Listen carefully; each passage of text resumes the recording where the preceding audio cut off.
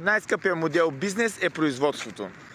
Здравейте, казвам се Радослав и за мен бизнесът е страст. И ако искате и ви интересува бизнес, последвайте ме, за да може да разберете и опознаете бизнеса и не ви е страх толкова от него. Както казахме, най-скъпият бизнес модел е производството. При него трябват фабрики, работници, материали. Това е най-скъпият модел.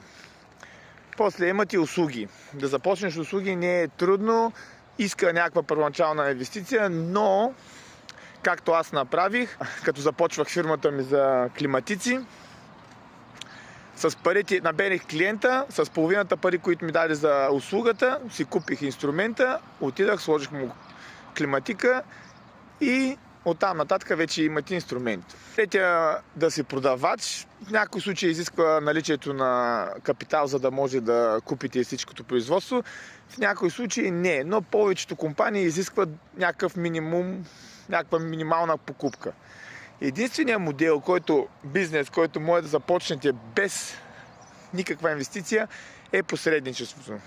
Да свържете клиент, който има проблем, с фирма, която разрешава проблема и е така да спечелите комисионна. Това е единственият бизнес модел, с който може да започнете без пари. Не е нужно дори да регистрирате в началото. Трябва просто да намерите клиента с проблем и да му намерите решение на проблема. Единственият бизнес модел, който може да започнете без пари. Чао и лек ден!